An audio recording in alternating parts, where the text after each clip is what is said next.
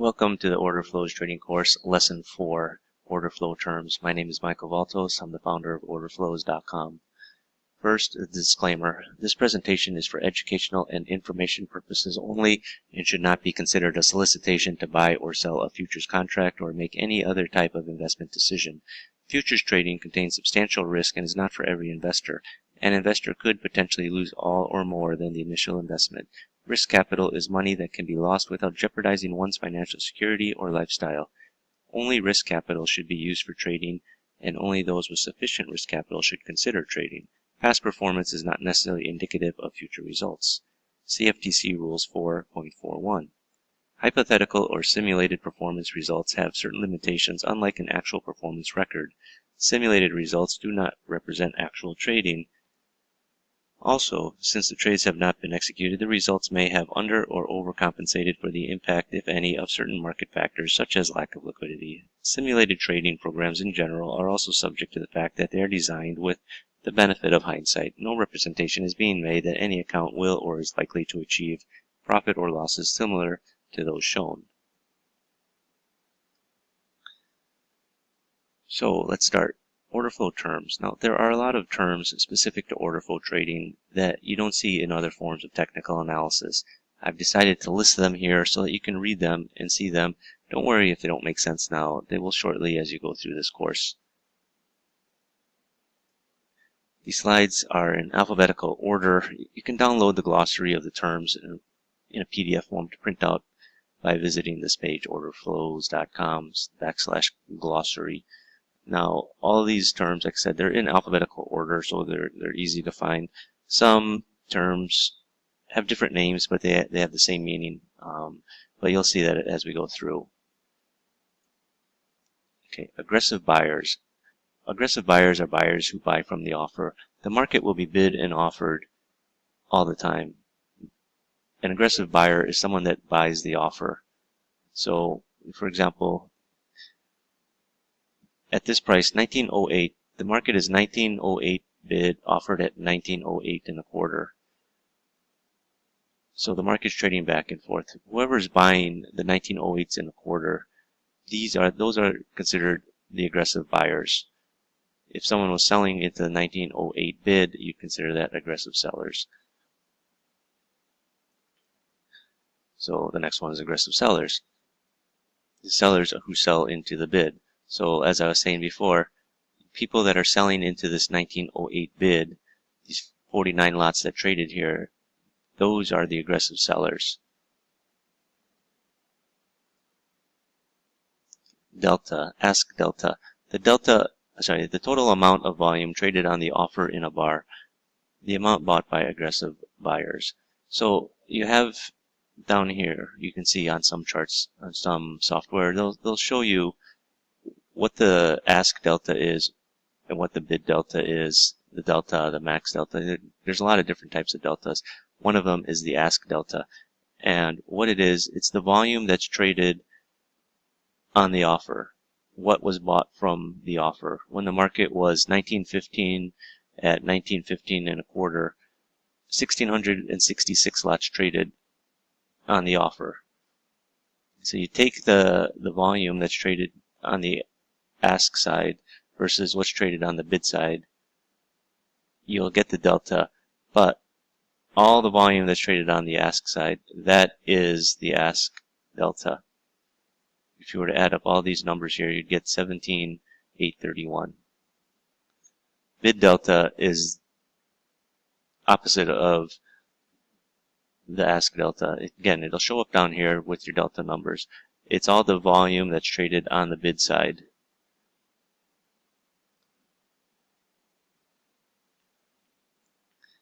Okay, an average ratio number, aka a normal ratio number.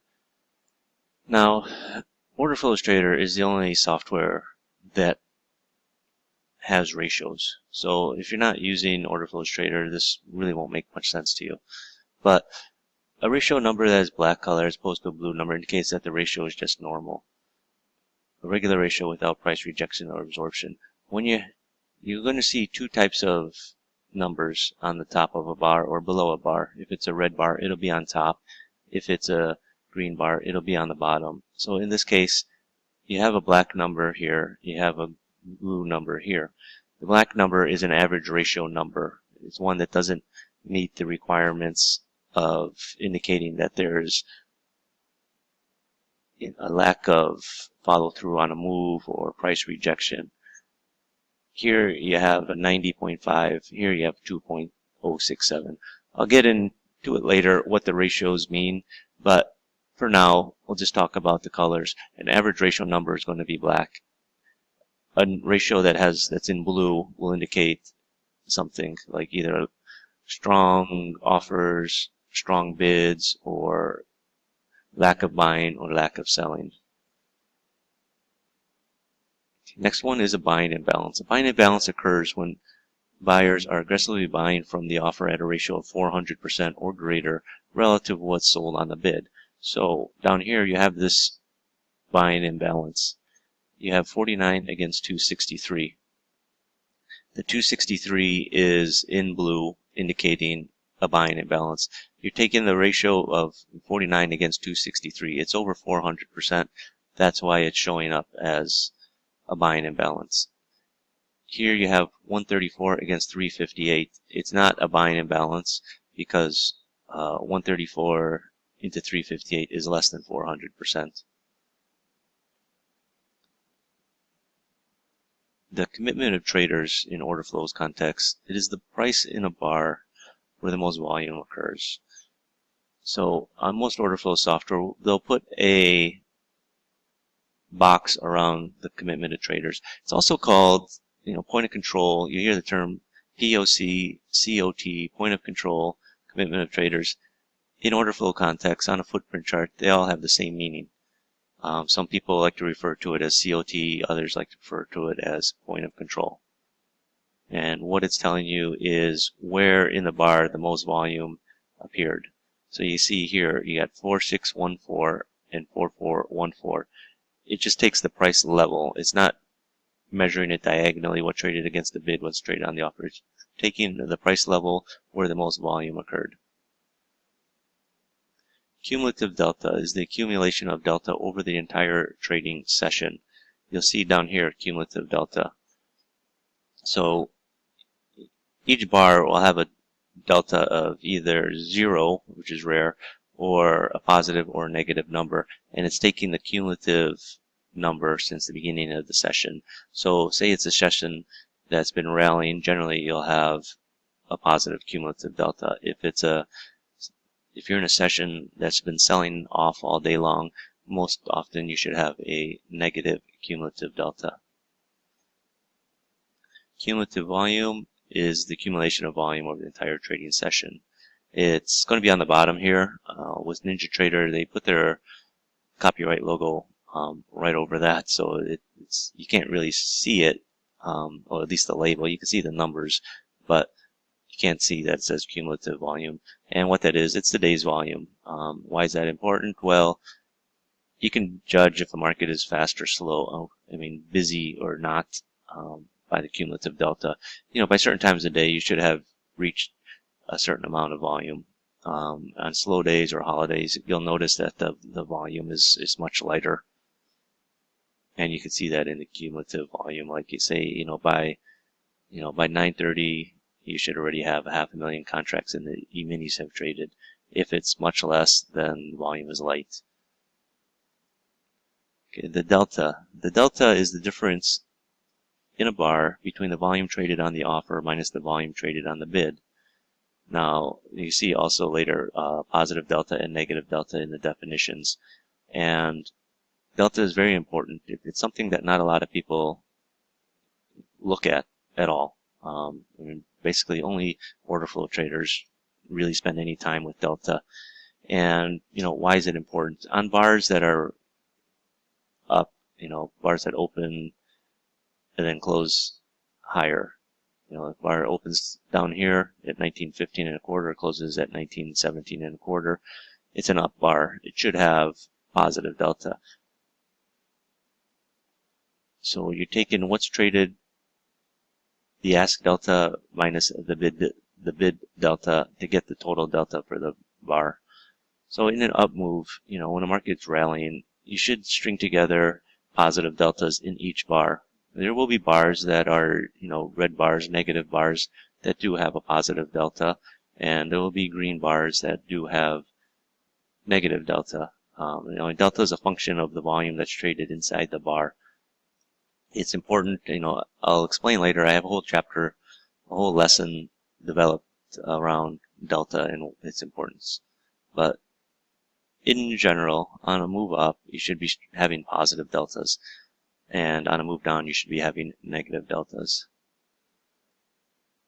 Divergence, in order flow terms, is when a market makes a new or equal high and the bar has a negative delta, or when a market makes a new or equal low and the bar has positive delta. Basically, price is acting different than an indicator. In this case, the indicator is the delta. So if you're making a high and you have negative delta, technically that's a divergence. People also refer to it as delta divergence. It's usually marked with a triangle on a chart. Most are, depending on some charts don't even show it. Why is that important? Well, you hit the high and there's a lot of selling in there causing a negative delta. That's important to know. You're not going to necessarily see that on just a normal bar chart. So if you can see, market's rallying, then you hit the high, and all of a sudden sellers come in and overwhelm the buyers, and you got a big negative delta like you have here, the market should react. Now, in a market that keeps rallying all day, you will get more and more deltas, just as maybe the market starts to pull back. You should take everything into context. I get into a little bit more with reversal signals later in the course. Footprint chart. This is a chart used by Order Flows Trader. Footprint chart is the generic term that most order flow software uses to break down the volume traded on the bid and the offer. It provides the price, the bid traded volume, and the offer traded volume together. So you can see what traded on the bid, what traded on the offer, and how it compares with each other. And as the market's moving, it's called a footprint chart because imagine an animal walking through the mud, right? It leaves a footprint. Just as traders are trading through the market, they're leaving their footprint in the market as measured by volume. So imbalance on a high. Imbalance on a high occurs when there's a buying imbalance on the top of a red bar. What this means is it's a sell signal. You want to trade in the opposite direction. Some people will call it trap traders. I don't particularly like to use that term, trap traders, just because most markets are pretty liquid that, these guys they're trapped. They can get out pretty easily. But why is it important is imbalance on a high. Here you have the blue number, which is indicating a buying imbalance. So you got 221 against 1045. So it's a ratio of, 400% more that's traded on the offer.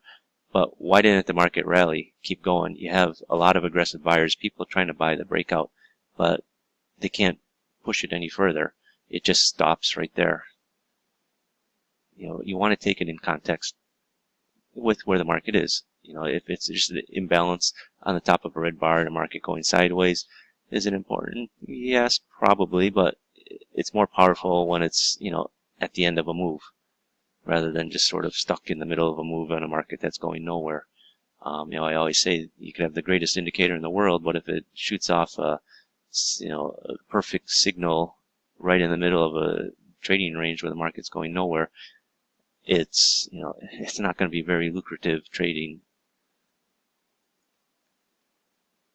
So, the next one would be an imbalance on the low, which is opposite to the imbalance on a high. It occurs when there's a selling imbalance at the bottom of a green bar.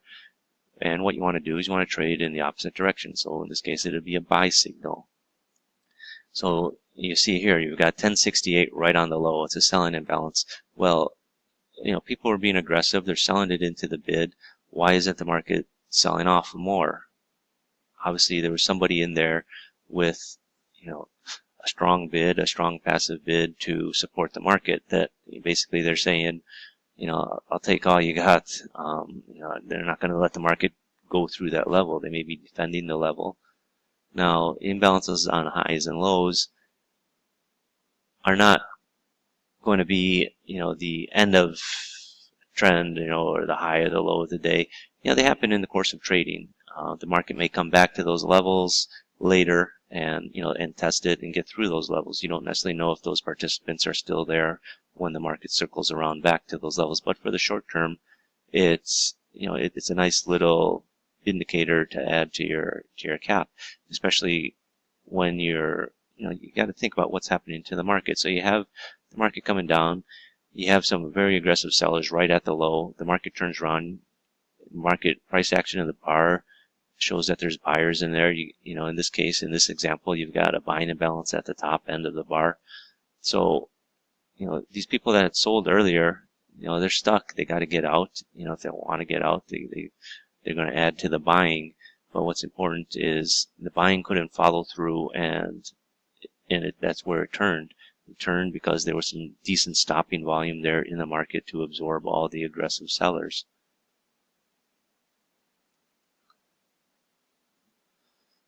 Okay, imbalance trigger in percent. It's the percentage used in determining if there is a buying or selling imbalance. The common accepted level is 400 as a minimum. Some people I know use 350. Some people I know use 1,000. 400% is a good starting point. Whether you want to be more selective or more, let a few more let a few more imbalances in. It's up to you. But most softwares will allow you to adjust the imbalance trigger percent. Imbalance volume threshold. Okay, now this is one that's unique to the order flows trader. You're only going to get it with the order flows trader. And what it is, it's the minimum traded volume on the bid or offer when there's an imbalance. It's important if you don't want to see imbalances where volume involved is less than a certain amount. For example, 10 lots. Setting it to a bigger number will show imbalances when more volume is in the imbalance. When it's taking, more volume to move the market. I have it set at 50, and I use that pretty much for all markets as the minimum. I don't want to see an imbalance of 1 against 6 or, 2 against 8. To me, technically those are imbalances because the ratio is greater than 400%. But if you're trading, thinner markets that, sometimes you're going to get, these markets, for example, some of the, green markets, even to a lesser extent, like NQ, NASDAQ, Mini Dow, DAX, even, you're going to get these bars that are moving around very fast, and you're getting ratios of 1 against 5. Technically that is an imbalance, but it's imbalances that's not necessarily occurring on very much volume. I like to see it when it matters, and when it matters is when there's decent volume that's traded. Okay, a large print on a bottom. Now, it's similar in the sense to an imbalance on the high or the low, only in this case it's a large print. It's not a it's not a imbalance.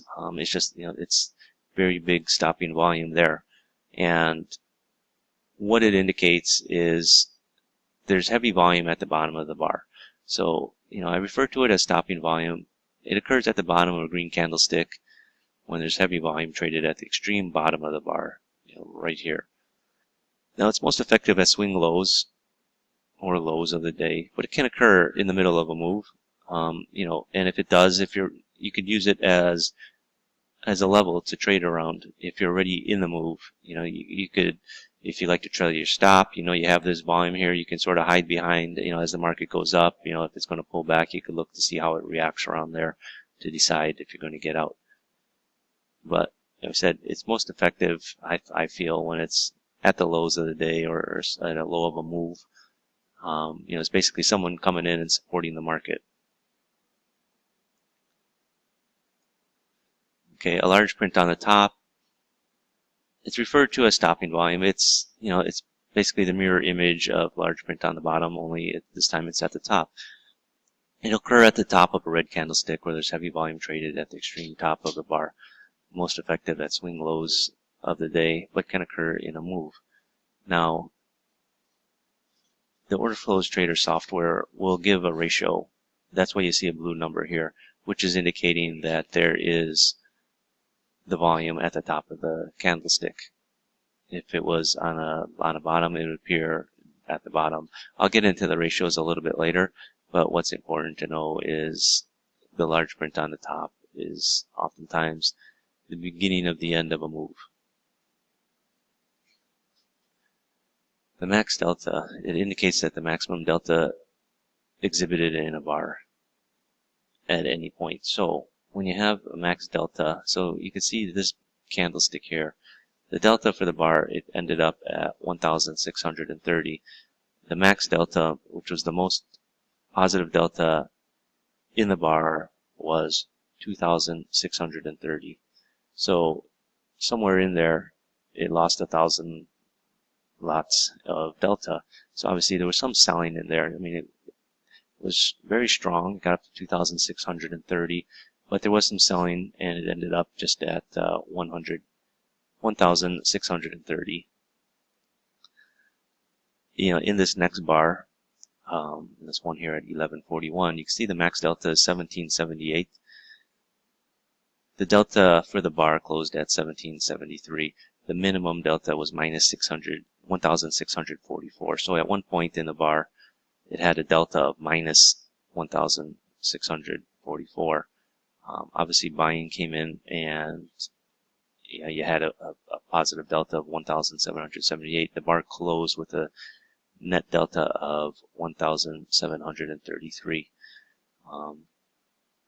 Max delta, min deltas are, they're kind of important when the numbers are zero, either the max or the min, or when you see big shifts in delta when a bar was extremely negative, then it turns extremely positive.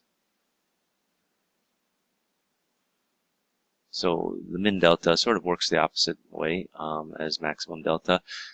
It's the most negative delta in the bar during that bar. So this bar at 1125, it has a min delta of minus 0.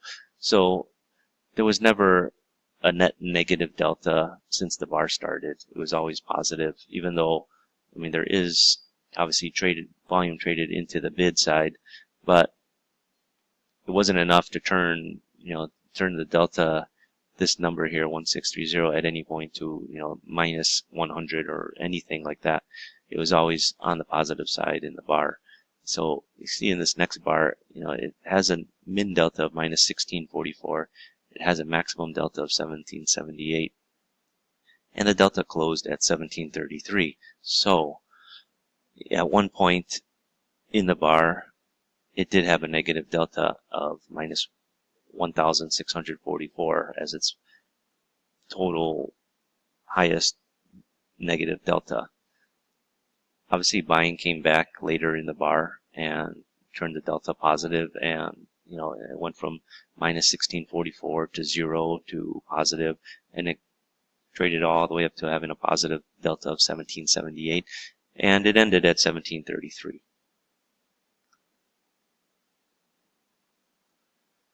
Negative delta indicates that more volume was sold into the bid.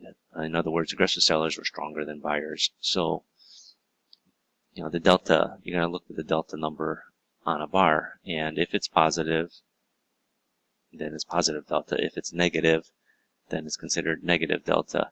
Why is it important? It's important when the market is moving up or down and you're stringing together negative deltas, the market should be moving lower. If you're up near the highs and you're starting to string together negative deltas and the market's not going anywhere, either the market has a propensity to later sell off or, go sideways for a while until selling sort of subsided. But, we'll get into the analysis of delta, later. But just understand when a bar has a delta number that's negative delta. If it's positive, that's positive delta. So, okay, a normal ratio number, aka average ratio number. I discussed it under average ratio number earlier, but it's a ratio number that is black color as opposed to a blue color. And it indicates that the ratio is just normal. it's a regular ratio without price rejection or absorption. It's just a number that, you expect to see in the market, right? The markets, exist to facilitate trade, and, that's what they're there for. So most of the times you're going to have average or ratio or normal ratio numbers. It's when you're going to get ratio numbers that are blue that something's happening in the market. So like in this case here, even though you have a buying imbalance on the top, the numbers, the volumes that are involved around this top, they're just average numbers. The one thing that stands out though is you have the buying imbalance at the top. I mean, it would be nice if it was also, the volume involved would kick off a ratio, but it does sometimes and sometimes it doesn't. Just like here, you have a single print, but you don't necessarily have the ratio. But I'll get into explanation of the ratios a bit later. So opposing bars. This is a term that I use often in the trading room. It's when two side-by-side bars are opposite in direction. A green candle followed by a red candle, or a red candle followed by a green candle. Usually you got the point of controls at the same levels. Like here you got, you got a red bar, you got a green bar following it, and you got point of controls right at the same level. And to a lesser extent, you got green, red, green, red, green. Once you start stringing together bars like that, especially when the point of controls are kind of the same level, oftentimes it's an indication of a market that's going nowhere, is trading sideways. People can read into it a little bit more with the point of controls as being the support or resistance levels, but for me, I just find it when I start seeing opposing bars lined up in a row, it's usually a market that's going to go sideways. Passive buyers. Passive buyers are buyers who get filled while working a bid. So, there's two types of buyers. There's aggressive buyers and there's passive buyers. So, passive buyer is somebody that is working a limit order, whereas an aggressive buyer is someone who buys at the market. Imagine that you are trying to buy a car or you're trying to buy a house. You have a price you want to pay and you don't want to budge from that. You're considered a passive buyer. You're waiting for that person to come down and meet you at your price. You're waiting for the aggressive seller. Passive buyers are at every price level. When you see big passive buying in the market, you should pay attention to it. Numbers that really stick out quite strongly. Sometimes they're more obvious than not. But in a bar, you're going to get passive buyers, you're going to get passive sellers. When you're reading the order flow, you want to read what's sort of happening around the edges of the bars. Oftentimes will give you clues as to what's going on in the market. So passive sellers, again, it's opposite of what passive buyers are. These are sellers who get filled while working an offer. So, say the market's 1888 and 3/4 bid offered at 1889. The people that are trying to sell it at 1889 are the passive sellers. They're happy to sit there and wait for people to buy it at their price.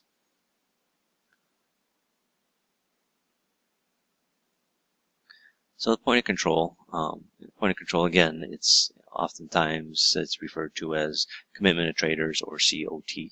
It's, in order flow context, it is the price of the bar where the most volume occurs. It's, going to have the box around it. Positive delta indicates that more volume was bought from the offer. In other words, aggressive buyers were stronger than aggressive sellers. So if you have a bar with positive delta, it means net there was more volume traded on the offer, people buying the offer than people selling into the bid. Again, when the market's moving up, you expect to see positive delta. On a market that's moving down, you expect to see negative delta. Now, that's not always the case. There's times where you have a market that's sort of going sideways and you have positive deltas and negative deltas, and nobody's really in control. But delta is really very fascinating, I think. I think it really, as far as analysis goes, can really tell you a lot about about what's happening in the market. So ratio bounds high. Okay, again, this is something that only order flows trader software has, and it's the ratio I use to determine if there's a small print occurring in a bar. I set my ratio bounds high at 28 because I want to be notified when there's a ratio above 28, which will indicate there's a small print at the edge of the bar. I refer to this as small print or single print. A single print is a volume between between 1 and 9. A small print will be a volume that's more than 10. What is important is the ratio number. It indicates a lack of follow through or a lack of buying or a lack of selling. It's a reversal indicator in general. It's this one. It's called ratio bounds high, and this is the setting. I'll talk about it a bit more when I get to small prints, but when I say ratio bounds high, it's a level that I use to determine if there's going to be a lack of buying follow through on a move up or a lack of selling on a move down. A ratio bounds low is what I use to determine if there's a large print occurring in a bar. I have my ratio bounds low set at 0.699 because I want to be notified when there's a ratio below 0.6999, which indicates there's a large print at the edge of a bar. So if it's at the bottom of a bar that's green, it'll be an indication of strong buying at the bottom of the bar. If it appears at the top of a red bar, it indicates strong offers up at the top of the bar. Again, I'll talk about I did talk about the ratios of the large print earlier, and this is what the setting is. It's the ratio bounds low. Again, it's something that's only available in the order flows trader software. A selling imbalance occurs when sellers are aggressively selling into the bid at a ratio of 400% or greater relative to what's sold at the bid. So here you got 769 against 112. The ratio of, when the market was 1929.5 bid, offered at 1929.75. 769 lots were sold into the bid versus only 112 were bought on the offer. So that ratio of 112 into 769 is greater than 400. That's why you have a selling imbalance there. It can help you determine, when sellers are really being aggressive in the market.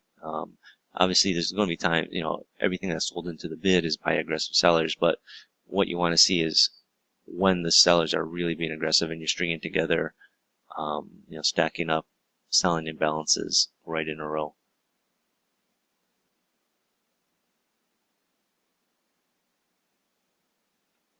Side-by-side point of control is when the point of control occurs at the same level in two consecutive bars.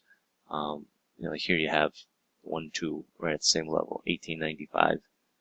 And why is it important? Well, the volume is in each bar is at the same point, and why is that important? Well, it's important because that's a price where all most of the transactions in the bars were occurring. You can look at it. A lot of people take it to be support or resistance levels. If the market trades back up, in this case, it's originally this bar was green, and then the bar turned around, it's red. We sold off a bit. We came back up, around to the point of control. Got through it a little bit, but then we started staying below it, and the market sold off. Point of control is important to determine the support or resistance levels in a market.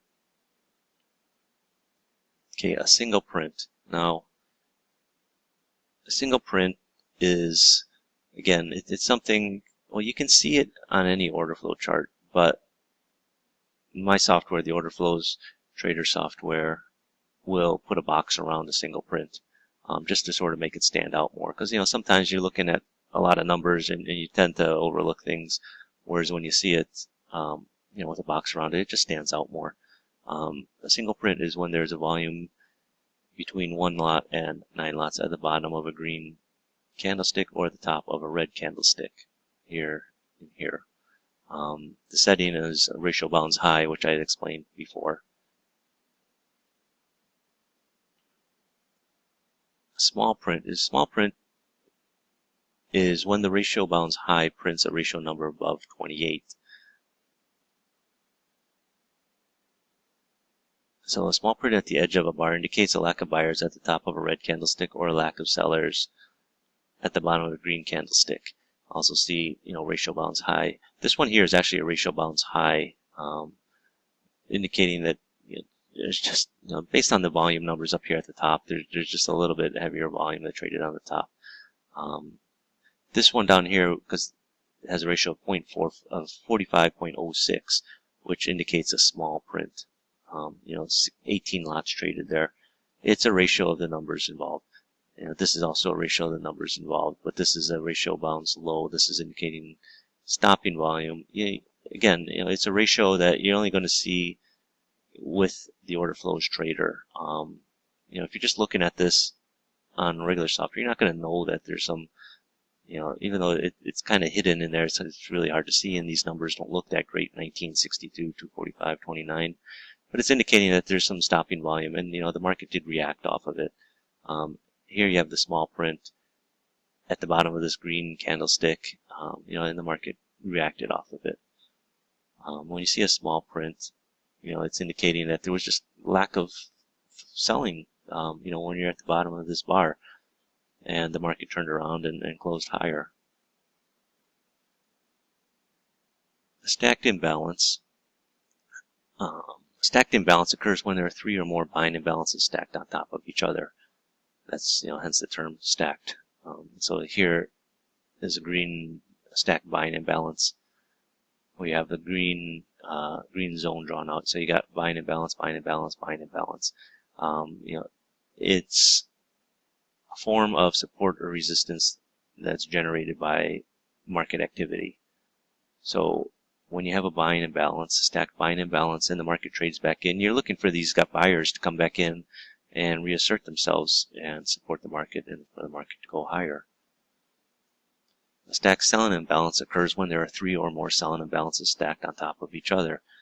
So in this case, you have, 4. You got the red zone drawn out here. And again, for selling imbalance, stacked selling imbalance, you're going to use it as resistance, whereas a stacked buying imbalance would be support, because you're looking for if the market to trade back up towards where these sellers were earlier, for these sellers to reappear and sort of push the market back down. Now, they don't always hold. Sometimes, these sellers, may just be a big order working its way through the market. And, once they get done, the market comes back up.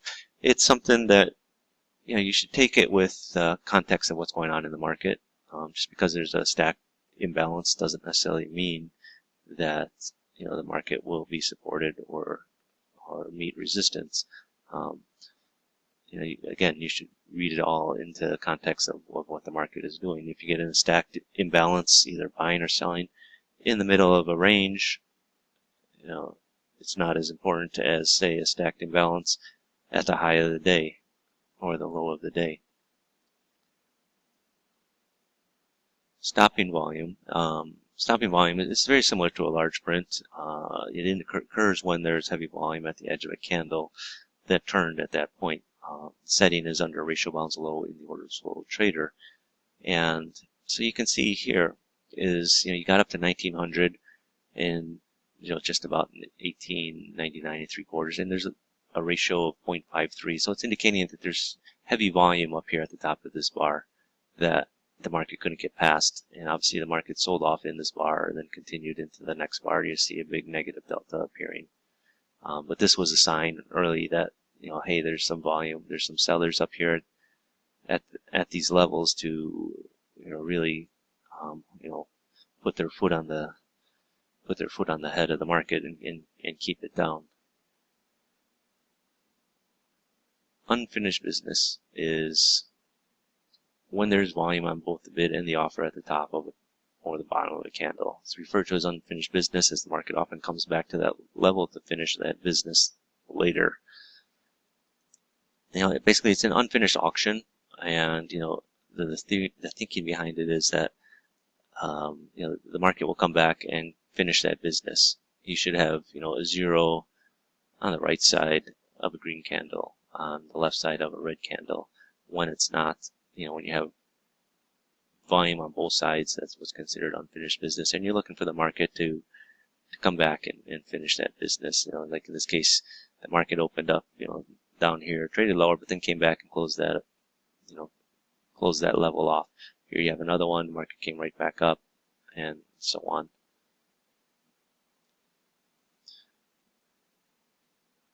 Volume is, everybody should know what volume is. It's the amount of contracts traded in a bar. There's cumulative volume and there's just volume for the bar. In this case, I'm talking about volume for the bar. And so you can see 34,000, 37,000, 26,000. It's important because there's going to be times where bars have very light volume, and you want to understand that and take it all into context with what's happening in the market. The volume imbalance is the difference between the volume traded on the offer and the volume traded on the bid. When the volume imbalance is over 400% on the offer side, it is called a buying imbalance. When there's volume imbalance over 400% on the bid side, it's called a selling imbalance. I had talked about these earlier with a buying imbalance or a selling imbalance. Here's just the general term. So you can see all the blue numbers as opposed to the black numbers inside a bar. If it's a blue number above or below, that's the ratio. That's the order flows trader ratio. But most software will indicate to you in the footprint where there's a volume imbalance. It's when you're starting to see multiple volume imbalances inside a bar, it's indicating whether or not the buying or selling is picked up.